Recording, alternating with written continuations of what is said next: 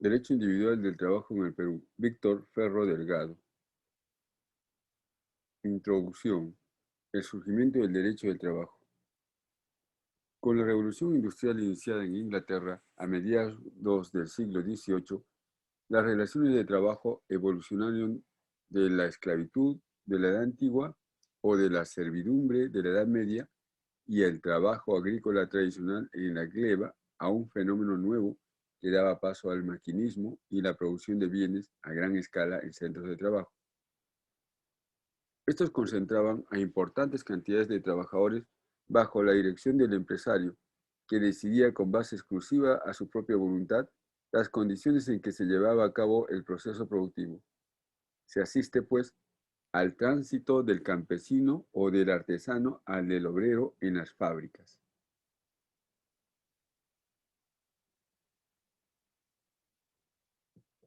La revolución industrial coincide con el auge de la libertad de contratación y el individualismo, conforme al cual se atribuye al obrero la capacidad de ofrecer su fuerza de trabajo según sus propios intereses. Así, hasta finales del siglo XIX, la contratación de mano de obra se ejecutaba a través de contratos civiles, lo que presuponía igualdad entre las partes. Sin embargo, el elemento característico de dicha relación contractual era precisamente lo contrario, esto es, la desigualdad entre los contratantes, que se derivaba de la asimetría entre el empresario, dueño del capital, y el trabajador, titular de su fuerza de trabajo. Así, mientras el empleador estaba en capacidad de imponer sus propias condiciones en el contrato en razón del desbalance entre la oferta y demanda de trabajadores, estos no tenían más opción que someterse a ellas en atención a que su subsistencia y la de su familia dependían de la obtención de un trabajo remunerado. Esta situación se hace crítica por la imposición de jornadas de trabajo excesivas y falta de condiciones mínimas de seguridad y salubridad en la prestación de los servicios. A esta situación se denominó la cuestión social, que desde los distintos sectores cuestionaba las condiciones de trabajo a las que eran sometidos los trabajadores. Surgen así dos ideologías en relación con este fenómeno. El socialismo propugnado por Karl Marx, basado en la lucha de clases, y el social cristianismo, basado en la doctrina social de la Iglesia Católica expuesta en la encíclica Rerum Novarum del Papa León XIII, que ponía en el centro de la cuestión la reafirmación de principios éticos y religiosos en las relaciones de trabajo. Las protestas sociales, las movilizaciones a través de organizaciones de trabajadores y el rechazo del statu quo fueron evidenciando que el sistema socioeconómico liberal era incapaz de dar una respuesta satisfactoria a la convulsión social que ya se avisoraba. Se inicia entonces un movimiento que objetaba que las obligaciones que resultaban de una relación de trabajo quedasen sujetas a la libre decisión de las partes y, en cambio, va tomando cuerpo la exigencia de condiciones mínimas de empleo destinadas a compensar la desigualdad en la relación entre trabajadores y empleadores. Surge así la necesidad de la intervención del Estado que sustituía la libre voluntad de las partes para dar paso a normas protectoras de obligatorio cumplimiento en el marco de una figura nueva, el contrato de trabajo. En este libro abordaremos de manera sucinta los aspectos esenciales de la regulación peruana en materia del derecho individual del trabajo para el régimen laboral de la actividad privada. Hemos agrupado estos aspectos en tres capítulos. 1. El inicio de la relación de trabajo, formas de contratación de personal en el Perú. 2. El desarrollo de la relación de trabajo. Y 3. La extinción del contrato de trabajo. Capítulo 1. El inicio de la relación de trabajo. En este capítulo brindaremos los apuntes básicos que permitan determinar cuándo estamos ante un contrato de trabajo de manera de distinguirlo de una locación de servicios, así como mecanismos de contratación de personal en el Perú, directa o indirecta. Algunos pactos típicos que se incluyen en los contratos de trabajo y las formas de contratación no laboral admitidas en nuestro ordenamiento. 1. El contrato de trabajo. 1.1. Elementos esenciales del contrato de trabajo. 1.1.1. La prestación personal de servicios. El contrato de trabajo implica la puesta a disposición de la fuerza de trabajo de un individuo para que un tercero haga uso de ella bajo su dirección. Así, el trabajador presta sus servicios por cuenta ajena, esto es, por cuenta de su empleador. Estos servicios los debe ejecutar personalmente, esto es, sin delegarlos a una tercera persona. Este es un elemento relevante para la identificación de la naturaleza jurídica de los servicios. Si se contrata a una persona para ejecutar una tarea, pero esta puede ser realizada por un tercero, los servicios se encontrarán regidos por las normas propias del derecho civil. De ahí que en el ámbito laboral la relación sea per se personalísima, habida cuenta de que el empleador contrata a la persona por sus cualidades personales y porque pretende que sea ésta a quien evaluará durante el periodo de prueba y no otra la que realice las actividades en materia del contrato. El elemento personal del contrato de trabajo ha sido reconocido por el artículo 5 de la ley LPSL, en el que expresamente se señala que para que los servicios puedan ser considerados de naturaleza laboral, deben ser prestados en forma personal y directa por el trabajador en su calidad de persona natural.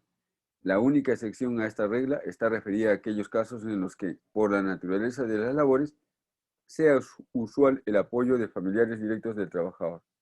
1.12. La remuneración.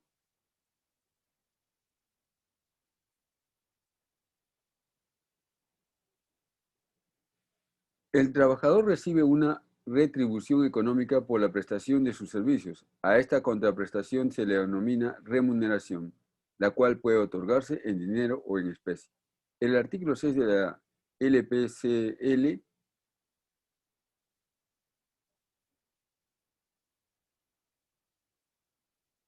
debe ser la Ley de Productividad y Competitividad Laboral. Ha otorgado un carácter omnicomprensivo al concepto de remuneración, de modo que, en términos generales y con prescindencia de la denominación que se le otorgue, todo lo que percibe el trabajador como retribución de sus servicios califica como remuneración, sea en dinero o en especie, y siempre que sea de libre disposición. Sin embargo, el concepto de remuneración dista de ser unívoco, de manera que en todos los supuestos los mismos pagos sean considerados como remuneración para efectos de establecer la base de cálculo para determinadas prestaciones. A modo de ejemplo, las remuneraciones en efectivo y en especie, estas últimas debidamente justipreciadas, deben ser consideradas para establecer la remuneración computable para el pago de la CTS, compensación por tiempos de servicio. No obstante, la remuneración en especie no es base de cálculo para establecer la remuneración sobre la cual se paga la contribución al sistema privado de pensiones. A su vez,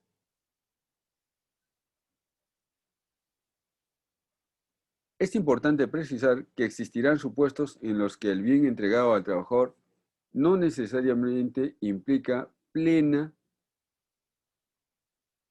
su irrestricta disposición, pero sí el goce de una ventaja patrimonial o el ahorro en determinado gasto que correspondería asumir al trabajador y, por esta razón, dicho beneficio también calificará como remuneración. Por ejemplo, el pago de la membresía mensual a un gimnasio, aun cuando se otorgue con restricciones que limiten su libre disposición, como podría ser que el beneficio sea personal, intransferible y solo válido de determinada cadena de locales. Veremos más adelante que existen conceptos a los que por mandato expreso de la ley se les ha privado de naturaleza remuneratoria, a pesar de que por su tipificación jurídica y doctrinaria correspondería atribuirles un carácter salarial. Lo relevante en este punto es destacar que la contraprestación que percibe el trabajador por la realización de su actividad es considerada como remuneración y que este es otro elemento esencial del contrato de trabajo. 1.1.3. La subordinación.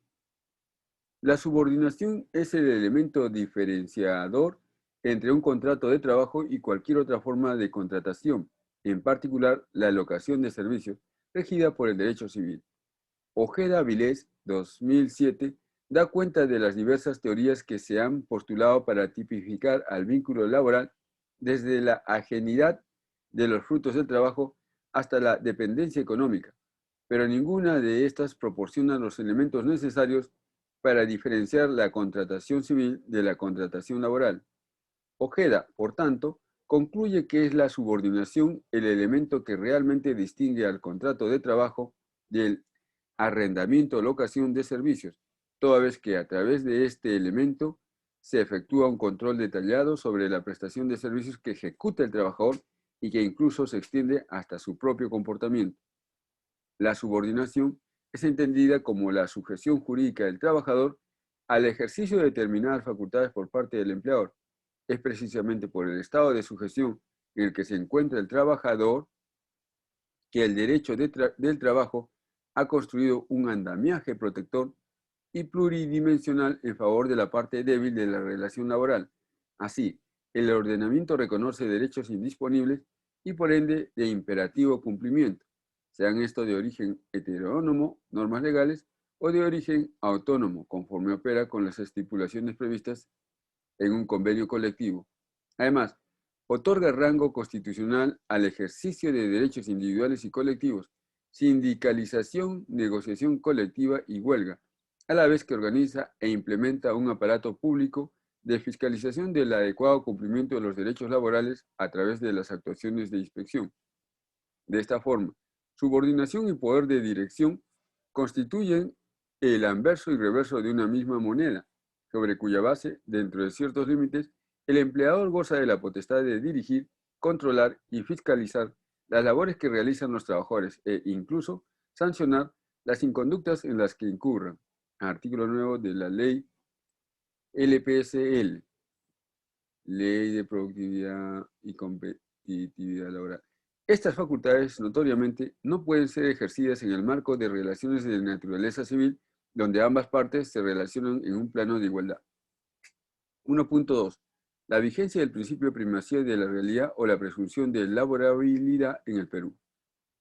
Cuando se verifica la existencia de los tres elementos esenciales descritos, prestación de servicios personal, remunerada y subordinada, se tipifica un contrato de trabajo con prescindencia de la denominación que se le haya otorgado a la figura contractual e incluso a pesar de que las partes hayan estipulado expresamente que su naturaleza es civil.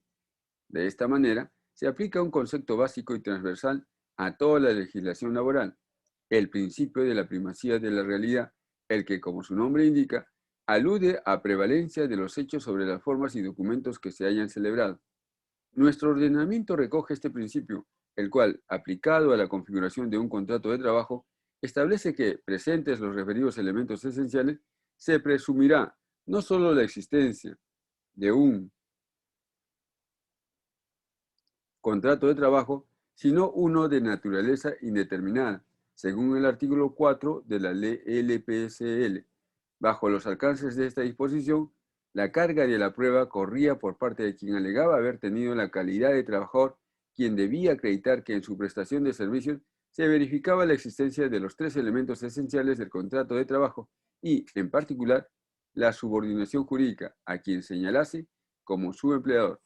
Así, el inciso 1 del artículo 27 de la hoy derogada Ley Procesal del Trabajo, Ley 26636, establecía expresamente esa carga probatoria.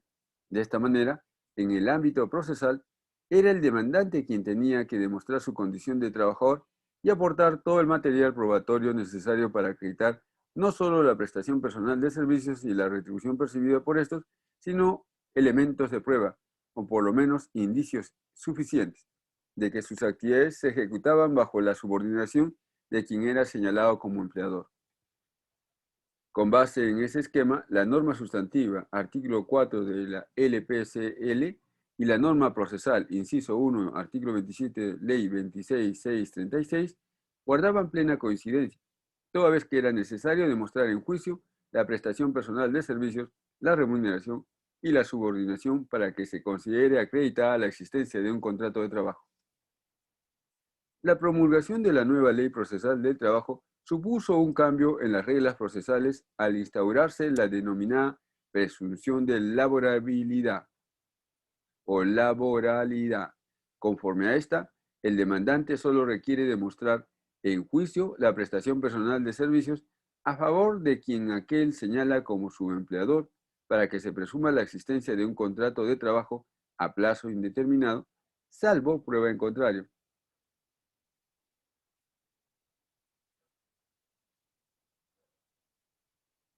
Artículo 23.2, Ley 29497. De esta manera, se introdujo una presunción iuris tantum de la existencia de un contrato de trabajo y con ello se invirtió la carga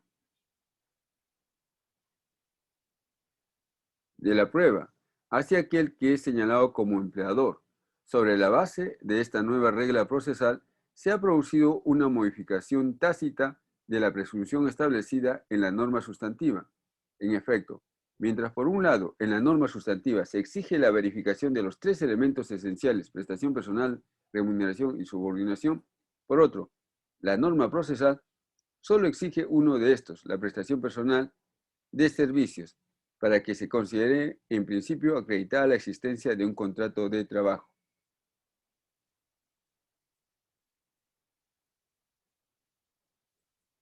Así, el que es indicado como patrono debe acreditar que los servicios prestados no han sido subordinados. Podría estimarse que este esquema introduce en nuestras reglas procesales en materia laboral una suerte de prueba diabólica, es decir, la necesidad de probar hechos negativos o que no se han configurado. Empero, en rigor, ello no es así. Para demostrar que la relación que mantuvo con el demandante no ha sido de naturaleza laboral, el emplazado deberá acreditar en el proceso un hecho positivo, esto es, que los servicios que contrató con el demandante fueron realizados de manera independiente sin estar sujeto a algún tipo de subordinación jurídica. 2. Mecanismos de contratación del personal en el Perú. Nuestro ordenamiento prevé dos formas de contratación de personal. Uno, contratación directa, en la que existe una relación inmediata entre el empleador y el trabajador. Y dos, contratación indirecta, en la que opera un mecanismo de triangulación mediante el cual un tercero actúa como empleador para que los servicios sean prestados en el centro de trabajo de una empresa usuaria o principal. En este apartado brindaremos los alcances indispensables a tener en cuenta en cada tipo de contratación. 2.1. Contratación directa. Tipos de contratos de trabajo. 2.1.1. Contrato indefinido. La duración del contrato de trabajo está directamente vinculada a la necesidad del empleador de contar con la mano de obra que requiere para realizar la actividad económica que desarrolla, así como quiera que se presume que esta actividad tiende a prolongarse indefinidamente en el tiempo. La contratación del personal debe, en principio, ser de plazo indefinido. Este criterio corresponde al denominado principio de continuidad de la relación laboral, pues a ser el contrato de trabajo uno del tracto de sucesivo, no se agota con la ejecución de un determinado acto, sino que tiende a prolongarse en el tiempo. Pla Rodríguez, 1978. De esta manera, por regla general, nuestra legislación ha establecido que la contratación de personal debe celebrarse de manera indefinida, lo que suele conceptuarse como estabilidad laboral de entrada, esto es, la preferencia de la contratación a plazo indefinido sobre la contratación temporal. De esta forma, la contratación temporal o a plazo determinado operará solo a título de excepción y con cargo a que medien causas justificadas. De ahí que la contratación a plazo indefinido opere de manera libre, sin formalidades, y que una vez verificada la existencia de los elementos esenciales del contrato de trabajo, se presumirá la existencia de una contratación laboral a plazo indeterminado, lo cual constituye el contrato de trabajo típico. Inversamente, la contratación sujeta a plazo requiere acreditar la causa que lo justifique y se sujeta a determinadas formalidades de forma y fondo, lo cual constituye el contrato de trabajo atípico. Raso Delgue, 2009. 2.1.2. Contrato sujeto a modalidad. La contratación atípica determina la celebración de contratos sujetos a modalidad cuando existe causa objetiva que justifique la contratación temporal para cada modalidad contractual. En materia de forma, la ley establece que deben celebrarse por escrito, artículo 4 LPSL, y detallarse expresamente la causa que sustenta su celebración, su plazo y las demás condiciones de la relación laboral siendo estos requisitos de validez de la contratación temporal, artículo 72 LPCL. En lo relativo a su vigencia, la ley regula los plazos aplicables a cada modalidad contractual. Pueden celebrarse contratos bajo distintas modalidades con el mismo trabajador, siempre que la causa se encuentre justificada y que en conjunto la duración máxima no supere los 5 años. Artículo 74 LPCL. Dado que la contratación temporal opera a título de sección, debe encontrarse debidamente causada. Así, debe encuadrarse en alguna de las 9 modalidades de contratación temporal legalmente establecidas o nominadas, a las que se agrega una cláusula abierta innominada, siempre que medie causa objetiva no tipificada en las modalidades nominadas. Los contratos temporales de trabajo o sujetos a modalidad constituyen el mecanismo usual de la contratación inicial en nuestro medio, más allá de que su efectiva adecuación a los supuestos previstos en la LPSL resulta en numerosos casos muy cuestionable, conforme dan cuenta múltiples fiscalizaciones llevadas a cabo por la SUNAFIL o pronunciamientos judiciales sobre la desnaturalización en la que se ha incurrido en los casos concretos.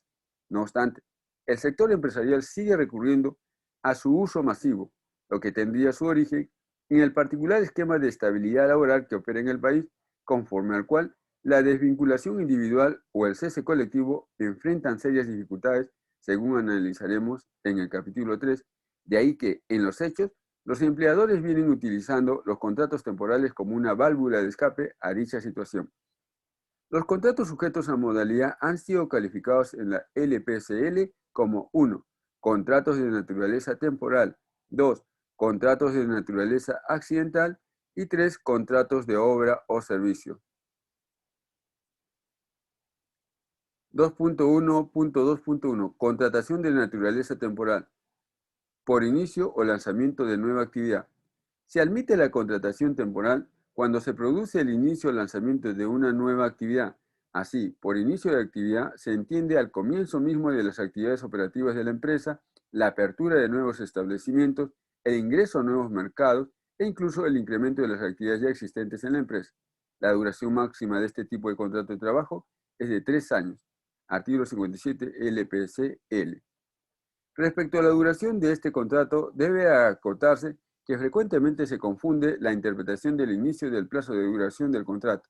En efecto, el plazo de 3 años debe computarse desde que se configura el hecho objetivo previsto en la norma y no desde que el trabajador ingresa a la empresa. En otras palabras, resultará válido recurrir a esta modalidad de contratación temporal mientras subsista o se mantenga vigente la respectiva causa objetiva y solo hasta un máximo de 3 años.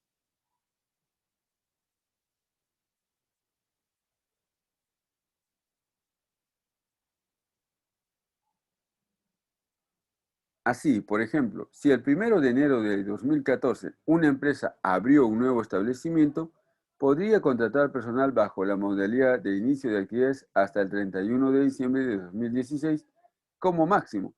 Por tanto, si el 1 de enero de 2016 la empresa contrató personal para que preste sus servicios en el nuevo establecimiento, la temporalidad solo estaría justificada hasta el 31 de diciembre de 2016 y no con posterioridad. Empero, podría continuar utilizándose este tipo de contrato si en la empresa se verifica la existencia de otra causa objetiva que lo justifique o inclusive recurrir a otra modalidad de contrato de trabajo de cumplir con los requisitos establecidos por ley. Por necesidades de mercado.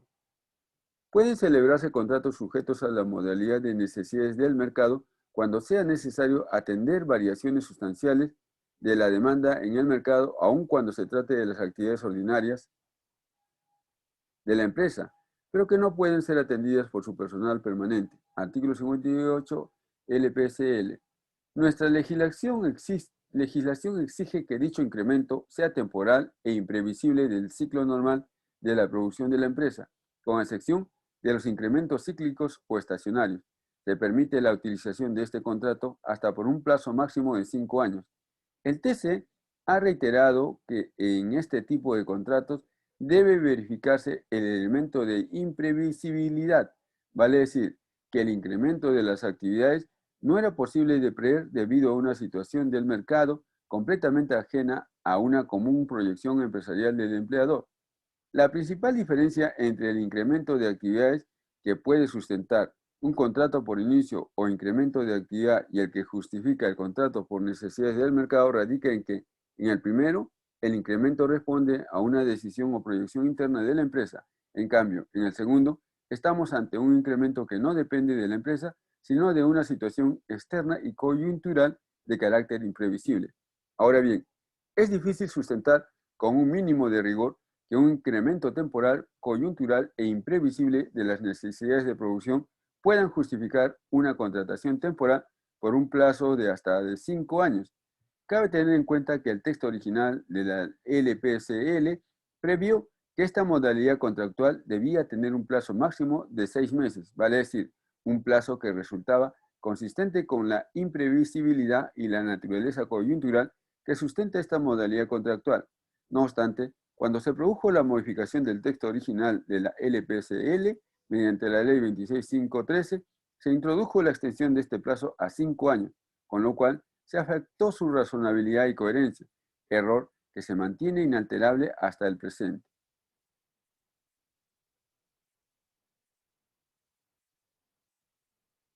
Por reconversión empresarial. Este tipo de contrato está previsto para los supuestos de sustitución, ampliación o modificación de las actividades de la empresa, o cuando se implemente un proceso de carácter tecnológico que implique la implementación de nuevas maquinarias, equipos, instalaciones, tecnologías, entre otros. Su plazo máximo es de 2 años, artículo 59 LPCL. A diferencia de los dos supuestos ya descritos, esta modalidad contractual no ha sido profusamente utilizada, eventualmente porque los procesos de reingeniería de las actividades productivas de la empresa, en los que esta modalidad podría resultar nítidamente configurada, suelen plantearse como uno de sus objetivos la racionalización del personal antes que la contratación de personal temporal adicional. 2.1.2.2 Contratación de naturaleza accidental. Contrato ocasional. Este contrato responde a necesidades transitorias de la empresa distintas de las actividades productivas habituales que ésta desarrolla.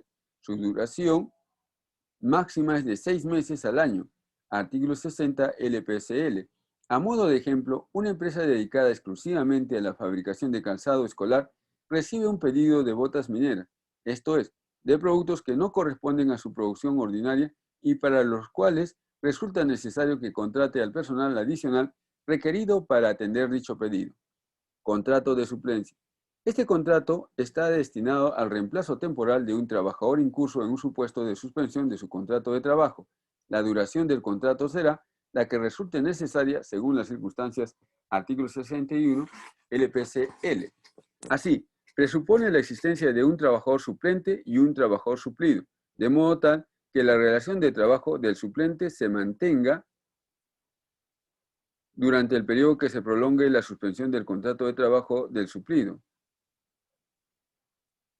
De igual manera, se podrá utilizar esta modalidad contractual cuando un trabajador estable, por razones de orden administrativo, debe desarrollar temporalmente otras labores en el mismo centro de trabajo. Un típico ejemplo de utilización de este contrato se verifica en los casos de licencias por descansos pre- y postnatal. Contrato de emergencia. En este supuesto, la contratación temporal se justifica por la necesidad de atender una situación de caso fortuito o fuerza mayor. Su duración está vinculada a la duración de la emergencia, artículo 6.2 LPCL. Es el caso, por ejemplo, de un centro de trabajo que ha sufrido una inundación y por lo tanto requiere contratar trabajadores destinados a recuperar la capacidad productiva de la empresa. 2.1.2.3 Contratos para obra o servicio. Contrato para obra determinada o servicio específico. Este tipo de contrato faculta la contratación temporal por el tiempo que sea necesario para la culminación de una obra o servicio específico. Su duración está vinculada a la terminación de la obra o servicio, artículo 6.3 LPCL. A modo de ejemplo, es el caso de la contratación de un programador de sistemas a cargo de implementar un sistema uniforme de registro y archivo de documentación contable en la empresa, o la contratación de personal destinado a instalar paneles eléctricos en una planta fabril. Cabe mencionar el criterio sostenido en las casaciones 009-2004 Lima y 1004-2004 Tacna, que han estimado que este plazo puede extenderse hasta por 8 años. Entendemos que el criterio en mención ha pretendido salir al frente de quienes han estimado que, como quiera que la acotada norma establece que la duración de esta modalidad contractual está vinculada a la terminación de la obra o servicio, renuevan el contrato una y otra vez por periodos particularmente extensos. Así, los fallos en mención apuntarían a poner coto a esta situación. Ahora bien, y más allá de nuestra opinión sobre las particularidades de nuestro régimen laboral, en particular en materia de estabilidad laboral, sobre lo que volveremos más adelante, creemos que un análisis sistemático de nuestro ordenamiento vigente nos debe llevar a concluir que al tratarse de un régimen de excepción, no cabría una interpretación por la cual un contrato temporal pueda ser objeto de continuas renovaciones al extremo de tornar en permanente la temporalidad.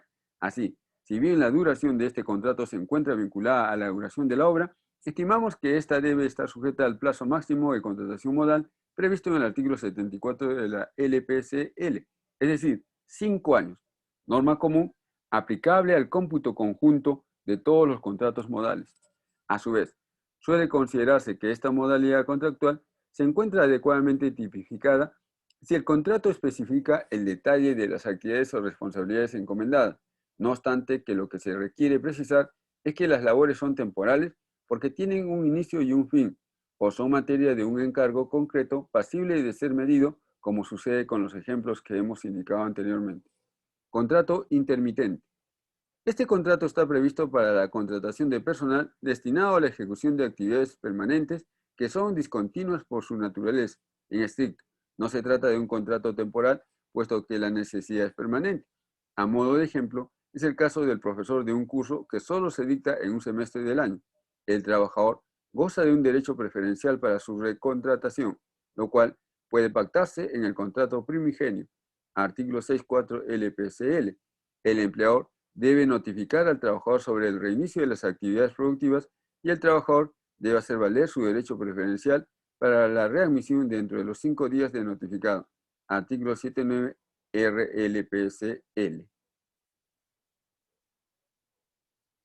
Debido a que propiamente este es un contrato de naturaleza permanente, no se incurriría en causal de desnaturalización de este por exceso del plazo de 5 años, lo que ha sido ya reconocido por el TC.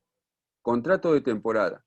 Este contrato tiene por objeto que el empresario y el trabajador acuerden que este último atienda necesidades propias del giro de la empresa que se cumplen solo en determinadas épocas del año y tienden a repetirse en periodos equivalentes en cada ciclo. Artículo 6.7 a 7.1 LPCL. Verbigracia es el caso de las labores agrícolas que solo se realizan en época de lluvias o en establecimientos comerciales que solo operan durante el verano en las zonas de playas.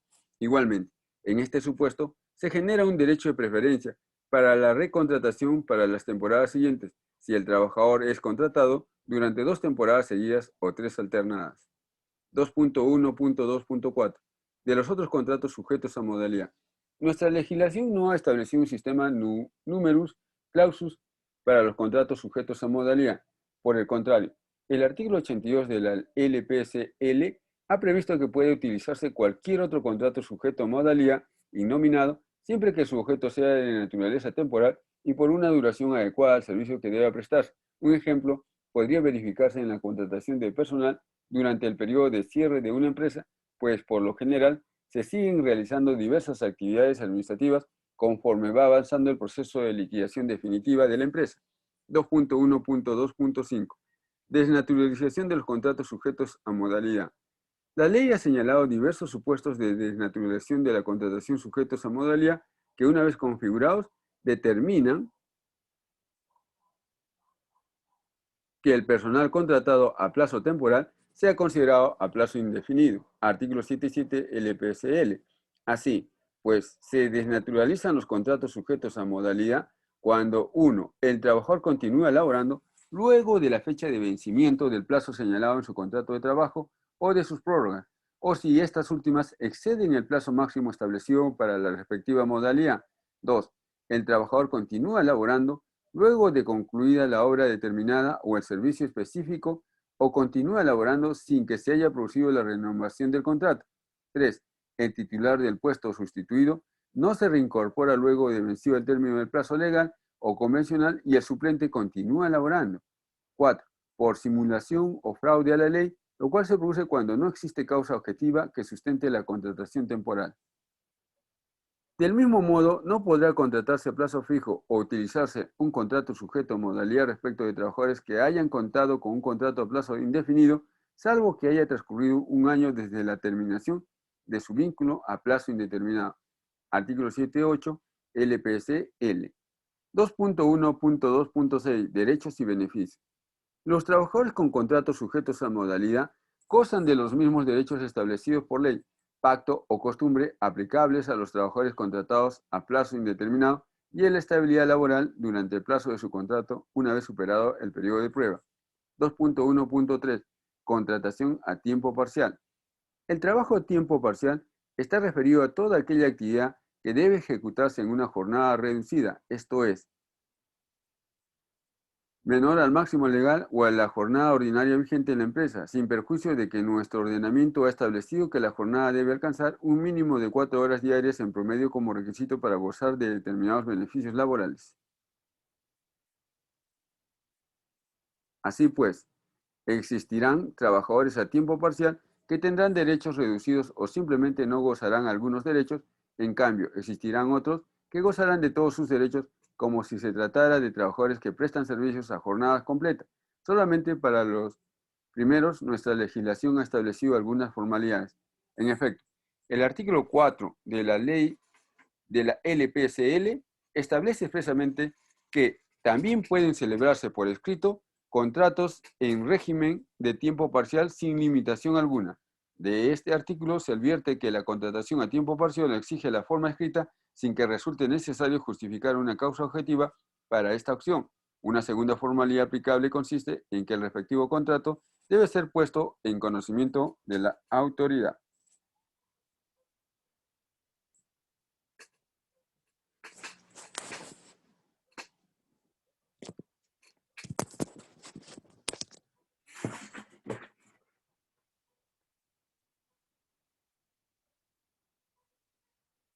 Un segundito para continuar.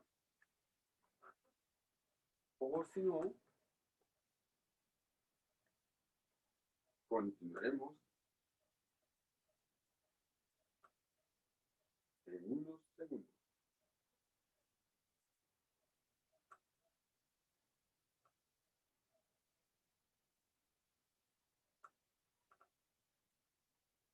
Porque si no continuamos ahorita, ¿cuándo lo vamos a hacer?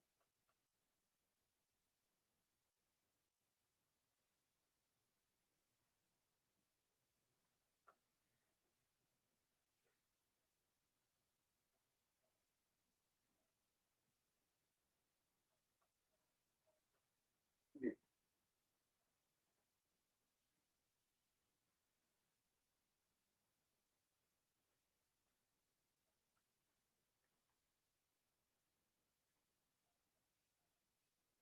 Así pues,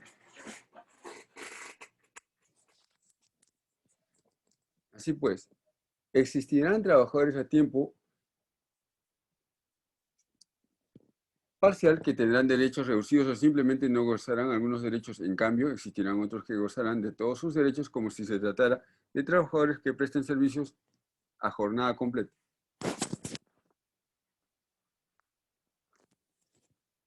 Solamente para los primeros nuestra legislación ha establecido algunas formalidades. En efecto, el artículo 4 de la LPCL establece expresamente que también pueden celebrarse por escrito contratos en régimen de tiempo parcial sin limitación alguna. De este artículo se advierte que la contratación a tiempo parcial exige la forma escrita, sin que resulte necesario justificar una causa objetiva para esta opción. Una segunda formalidad aplicable consiste en que el respectivo contrato debe ser puesto en conocimiento de la autoridad de trabajo. Artículo 13 RLPCL.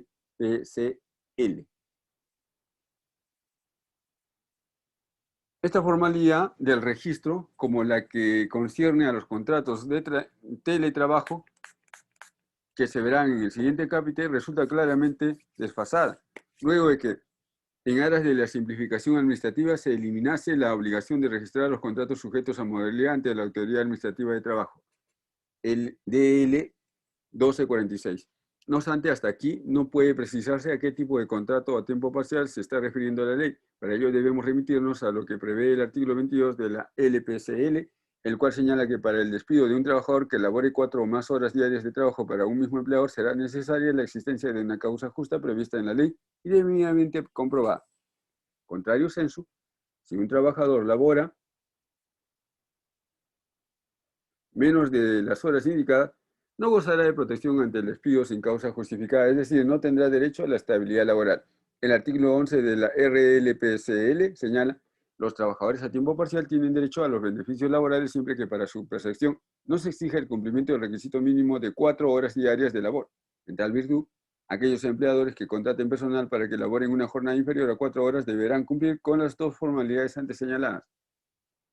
Ahora bien, para determinar si se cumple o no con el requisito de 4 o más horas diarias de labor, el artículo 12 del RLPCL establece la siguiente pauta. Se considera cumplido el requisito de 4 horas en los casos en la jornada semanal del trabajador dividida entre 6 o 5 días según corresponda, se resulta en promedio no menor de 4 horas diarias. Esta disposición ha generado diversas interpretaciones. Así se ha estimado que la referencia a según corresponda implica dividir 1. El total de horas de jornada del trabajador entre los días de jornada que el mismo trabajador cumple en la semana. Y 2. Dividir el total de horas entre los días de trabajo que se elabora en el centro de trabajo. Bajo la primera interpretación, si el trabajador labora 8 horas diarias durante los 2 primeros días de la semana y 7 horas y media y el tercer día, completando 23 horas y 30 minutos durante la semana, se podría considerar que cumple una jornada a tiempo completo, pues, en promedio, laboraría más de 4 horas diarias en cada uno de los 3 días de su jornada semanal. No compartimos esta interpretación y más bien nos inclinamos por la segunda. En efecto, el artículo 12 de la RLPCL debe leerse sistemáticamente con el artículo 4 de la LPSL, pues el objeto de la norma no es limitar la contratación a tiempo parcial. De este modo, bajo la primera interpretación, podría llegarse al extremo de concluir que a un trabajador que labore 8 horas en un solo día a la semana también le corresponderían todos los beneficios previstos en el régimen laboral de la actividad privada para quienes laboran a jornada completa. Por consiguiente, estimamos que la segunda interpretación es la adecuada, vale decir que debe dividirse el total de horas laboradas durante la semana por el trabajador entre los días de trabajo que correspondan a la jornada ordinaria del centro de trabajo, ya sea que se trate de 5 o 6 días a la semana.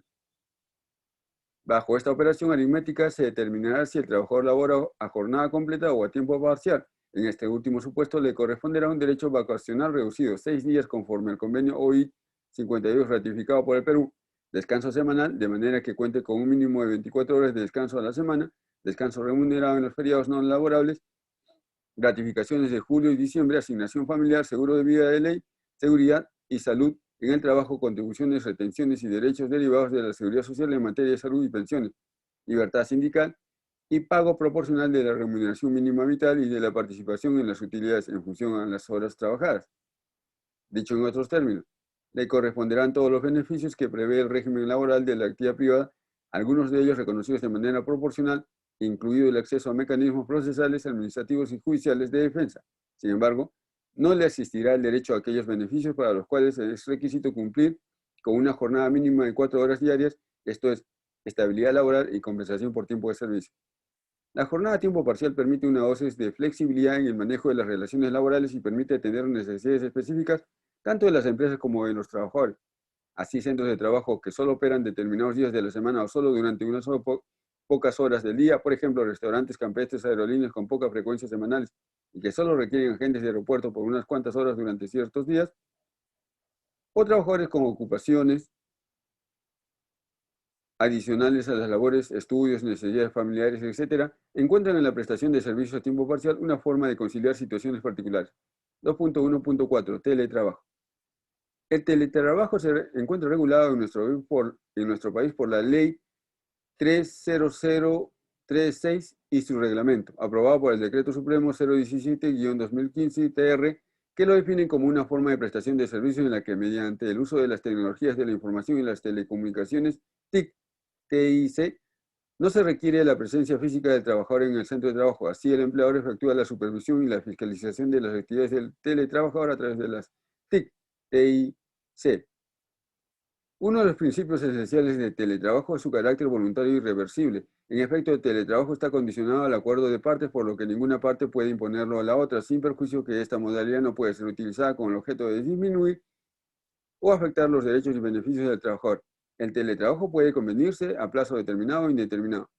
A su vez, la reversibilidad del teletrabajo puede efectuarse, uno, por acuerdo entre el trabajador y el empleador; dos, por decisión unilateral del empleador en uso de facultades directriz, es bien de sustentar las razones por las cuales el teletrabajo no cumplió con las específicas, no, bien de sustentar las razones por las que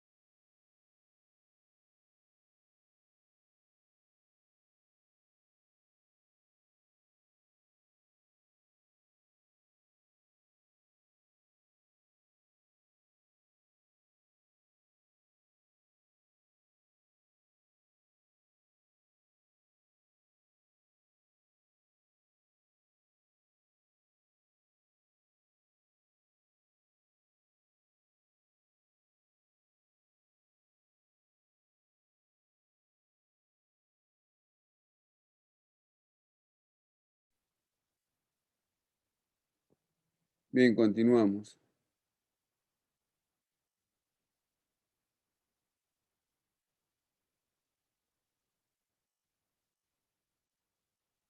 A ver, no estamos, a su vez, la reversibilidad del teletrabajo puede efectuarse.